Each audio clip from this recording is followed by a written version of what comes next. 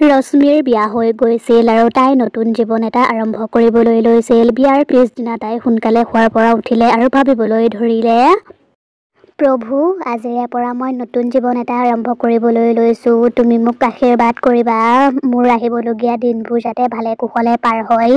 ছোৱালীৰ জীৱনততো মই সুখ নাপালোৱেই, মাহীমায়ে শান্তিত থাকিবলৈ নিদিলে, এতিয়া যাতে তেনেকুৱা একো নহয় প্ৰভু। ৰশ্মিৰ স্বামী ৰাকেশ শুইয়েই আছিল আৰু ৰশ্মি পাকঘৰলৈ চাহ বনাবলৈ গৈছিল। তেতিয়াই তাইৰ ওচৰলৈ শাহুৱেক আহিলে আৰু তাইক ক'লে, তুমি ইমান সোনকালে কিয় উঠিলা বোৱাৰী? তুমি একো কাম কৰিব নালাগে, মই কৰিম নহয়। মা, আপুনি একো কৰিব নালাগে, মই সকলোবোৰ কৰিম, আপুনি যাওক, আৰাম কৰকগৈ। তাৰ পাছত শাহুৱেক গুচি গ'ল আৰু ৰশ্মিয়ে পাকঘৰলৈ গৈ খাদ্য বনাবলৈ ধৰিলে আৰু তেতিয়াই ৰাকেশেও সাৰ পালে আৰু তাৰ পাছত সকলোবোৰে আহি ডাইনিং টেবুলত বহি খাদ্য খাবলৈ ধৰিলে। মা, মই নতুন গাড়ীখন ল'লো হয়, কিন্তু পুৰণা গাড়ীখন মোৰ এতিয়াও এৰিবলৈ মন যোৱা নাই, কাৰণ সৰুৰে পৰা সেইখনেই মোৰ লগৰী আছিল। তেতিয়াই শাহুৱেকে ৰশ্মিক ক'লে, ৰশ্মি, সেই গাড়ীখন আমি আমাৰ বিয়াৰ পাছত লৈছিলোঁ। ৰশ্মিয়ে কথাবোৰ ধ্যান দি শুনিলে। দেউতা, সেই গাড়ীখন ভাল কৰি নহ'লে কেবৰ দৰে ব্যৱহাৰ। তাৰমানে কি? তাৰমানে দেউতা, সেই গাড়ীখন ভাল কৰি মই দুখীয়া চালক এজনক চলাবলৈ দি দিম, তেতিয়া তেখেতৰো উপকাৰ হ'ব আৰু আমাৰো লাভ হ'ব, বুজিছানে দেউতা কথাটো?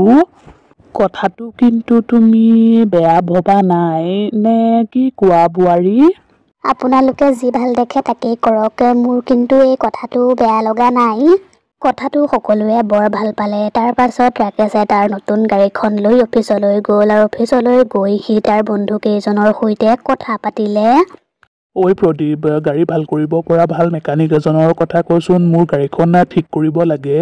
মই এজন মেকানিকক চিনি পাওঁ, সেই মেকানিকজনৰ কাম কিন্তু বহুত ভাল, তোৰ পুৰণা গাড়ীখন একেবাৰে নতুনৰ দৰে কৰি পেলাব। হয় নেকি? তেতিয়াহ'লে তই মোক সেই মানুহজনৰ ঠিকনাটো দেচোন, মই আজিয়েই তেওঁৰ ওচৰলৈ যাম। দিম বাৰু, কিন্তু এটা কথা, সেই মানুহজনৰ ঘৰটো ইয়াৰ পৰা বহুত দূৰত আৰু ৰাস্তা ঘাটবোৰো ভাল নহয়, তই গ'লে কিন্তু ভালদৰে চাই চিতি যাবি দেই। প্ৰদীপে ৰাকেশক ঠিকনাটো দি দিলে আৰু ঠিকনাটো পাই ৰাকেশে অফিচৰ পৰা বাহিৰে বাহিৰে তালৈ গ'ল। কিছু সময়ৰ পাছতেই ৰাকেশ গৈ সেই মানুহজনৰ ওচৰ পালেগৈ আৰু সেই মানুহজনক গাড়ীখনৰ বিষয়ে সকলোবোৰ কথা ক'লে। আপুনি একো চিন্তা নকৰিব, মই কালিলৈ আপোনাৰ ঘৰলৈ যাম আৰু আপোনাৰ গাড়ীখন ঠিক কৰি দিমগৈ। কথাটো শুনি ৰাকেশে বহুত ফূৰ্তি পালে। তাৰ পাছত সি ঘৰলৈ উভতি আহি আছিল আৰু আহি থাকোতে ৰাস্তাতেই তাৰ গাড়ীখনৰ ব্ৰেক ফেইল হৈ গ'ল। আৰে, হঠাতে মোৰ গাড়ীখনৰ কি হৈছে? আগতেতো কেতিয়াও এনেকুৱা হোৱা নাই। তেতিয়াই সন্মুখৰ পৰা এখন ট্ৰাক আহিলে আৰু ৰাকেশৰ গাড়ীখনত খুন্দিয়াই দিলেহি আৰু সেই ঘটনাটোত ৰাকেশৰ মৃত্যু হ'ল। সেই কথাটো যেতিয়া ৰাকেশৰ ঘৰৰ মানুহে গম পালে, তেতিয়া তেওঁলোকৰ হাত ভৰি, হে ভগৱান, এইবোৰ মোৰ লগত কি হৈ গ'ল বাৰু? মইনো বিয়া হোৱা কেইদিন হৈছিল, এই কেইদিনতে বাৰু মই এইটো দুখ পাব লাগেনে? হে ভগৱান, তুমি মোৰ লগত কিয় এনেকুৱা কৰিলা? কিয় কৰিলা এনেকুৱা? সেই ঘটনাটোৰ বাবে ৰশ্মিয়ে মনত বহুত দুখ পালে আৰু তেনেকৈয়ে দুদিন পাৰ হৈ গ'ল আৰু সেইদিনা সিহঁতৰ ঘৰৰ কলিং বেলটো বাজিল আৰু তেতিয়াই সিহঁতে দুৱাৰখন খুলিলেহি আৰু দুৱাৰখন খুলি দেখিলে বাহিৰত গাড়ী ঠিক কৰা মানুহজন ৰৈ আছে। মোৰ নামটো যোগে আছে, আপোনালোকৰ পুৰণা গাড়ীখন ঠিক কৰিবলৈ ৰাকেশ দায়ে মোক মাতিছিল। ৰাকেশে চাগে সেইদিনায়েই এই মানুহজনক পুৰণা গাড়ীখন ঠিক কৰিবলৈ মাতি আহিছিল, যিদিনা তাৰ সেই এক্সিডেণ্টটো হৈছিল। তেতিয়াই ৰাকেশৰ দেউতাকে ক'লে, ৰাকেশৰ এইটো ইচ্ছা আছিল, গতিকে মই তাৰ ইচ্ছাটো পূৰণ কৰিম। আপুনি গাড়ীখন ঠিক কৰক, আপোনাক যিমান পইচা লাগে মই দিম। আপুনি ঠিকেই কৈছে দেউতা, সেইটো তেখেতৰ ইচ্ছা আছিল, তেওঁ পুৰণা গাড়ীখন ঠিক কৰি কেবৰ দৰে ব্যৱহাৰ কৰিব। বাইদেউ, কথা এটা কওঁ, ৰাকেশ দায়ে আপোনালোকৰ গাড়ীখন মোৰ ভতিজাটোক চলাবলৈ কৈ থৈ গৈছিল। হয় নেকি? সেইটো কথা, তেতিয়াহ'লে সেইটোৱেই হ'ব। তাৰ পাছত যোগেশে মনে মনে ফোন কৰি ভতিজাকক তালৈ মাতি পঠিয়ালে। ঐ পৱন, মই কৈ দিয়া ঠিকনাটোলৈ তই অতি সোনকালে আহি যা। যোগেশে ফোনটো ৰাখিলে আৰু তেতিয়াই তালৈ ৰশ্মি আৰু তাইৰ শাহুৱেক শহুৰেক আহিল। আৰে বাহ, সঁচাকৈয়ে দেই, গাড়ীখন কিন্তু নতুন যেন লাগিছে। তুমি ঠিকেই কৈছা বোৱাৰী, মোৰ বিশ্বাসেই হোৱা নাই এইখনেই যে আমাৰ পুৰণা গাড়ীখন। তেতিয়াই তালৈ যোগেশৰ ভতিজাক আহিল। এইজনে হয়, এইটোৱেই মোৰ ভতিজাটো আৰু ৰাকেশ দায়ে ইয়াকেই গাড়ীখন চলাবলৈ কৈ থৈ গৈছিল। আমি দুখীয়া যে, সেইবাবে তেওঁ কৈছিল কেইমাহমানৰ বাবে গাড়ীখন চলোৱাৰ পইচাও বোলে তেখেতে নলয়। হয় নেকি? তেতিয়াহ'লে তুমিয়েই গাড়ীখন চলাবা। বাৰু এতিয়া কোৱাচোন, গাড়ীখন ভাল কৰাৰ বাবে তোমাক কিমান পইচা দিব লাগিব? আপোনালোকে মোক 50,000 টকা দিলেই হ'ব। ৰাকেশ দাৰ এই গাড়ীখন বহুত মৰমৰ আছিল, সেইবাবে মই আপোনালোকক বেছিকৈ কোৱা নাই। আপোনালোকৰ যদি বেছি হোৱা যেন লাগিছে তেতিয়াহ'লে আপোনালোকে যি দিয়ে তাকেই দিয়ক। ঠিক আছে, হ'ব বাৰু। মাকে পইচাখিনি দি দিলে। তাৰ পাছত যোগেশ আৰু তাৰ ভতিজাকে গাড়ীখন লৈ তাৰ পৰা গুচি গ'ল। মা, এই কথাটো মোৰ ঠিক নালাগিল। শাহুৱেক শহুৰেকে ৰশ্মিৰ কথাটো গুৰুত্ব নিদিলে। সিফালে পৱনে যোগেশক নমাই সি গাড়ীখন চলাবলৈ ধৰিলে আৰু তেতিয়াই সি ৰাস্তাতে এজনী ছোৱালীক লগ পালে আৰু সি সেই ছোৱালীজনীক গাড়ীখনত উঠাই ল'লে। দাদা, মই এইখিনিতে থকা শ্বপিং মলটোলৈ যাম, আপুনি মোক তালৈ লৈ ব'লক। ঠিক আছে, ব'লক।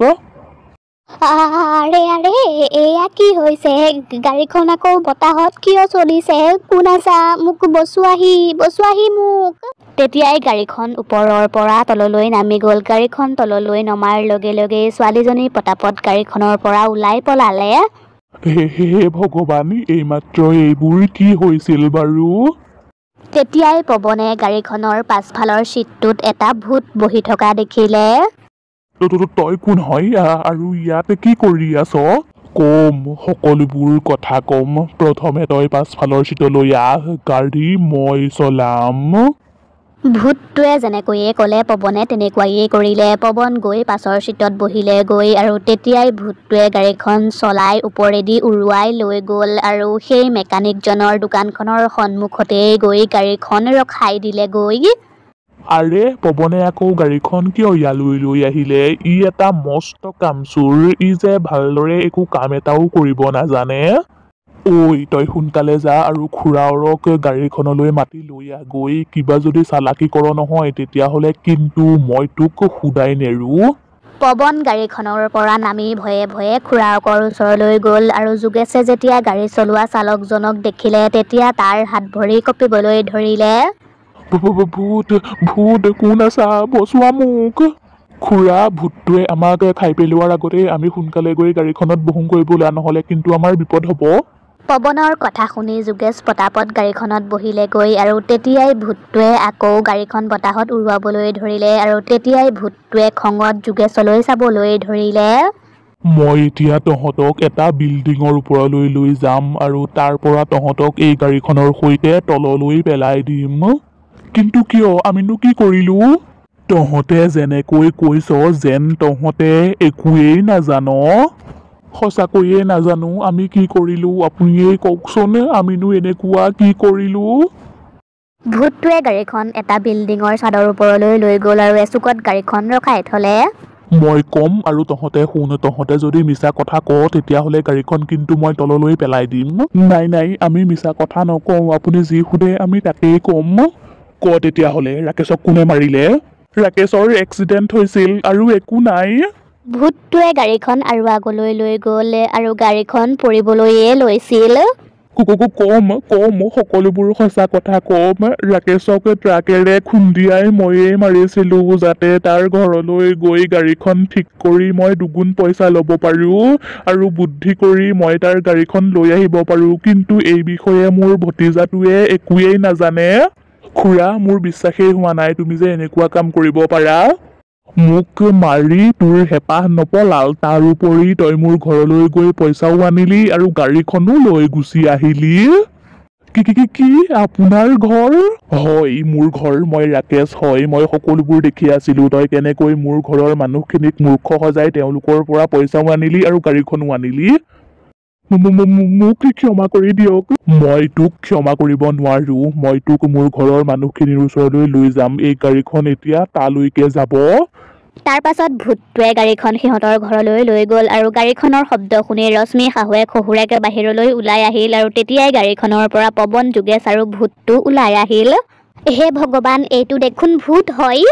তাৰ পাছত ভূতটোৱে তাৰ ৰূপটো দেখুৱাই দিলে আৰু যোগেশে ৰাকেশৰ ঘৰৰ মানুহবোৰক সকলোবোৰ কথা ক'লে। কথাবোৰ শুনি সিহঁতে মনত বহুত দুখ পালে। কথাবোৰ শুনি ৰাকেশৰ দেউতাকে যোগেশক পুলিচত দি দিলে আৰু দোষীয়ে শাস্তি পোৱা দেখি ভূতটোৱেও মুক্তি পালে। আৰু তাৰ পাছত ৰাকেশৰ ঘৰৰ মানুহখিনিয়ে পৱনকেই গাড়ীখন চলাবলৈ দায়িত্ব দিলে আৰু তাৰ পাছত সকলোবোৰ সুখে শান্তিৰে থাকিবলৈ ল'লে।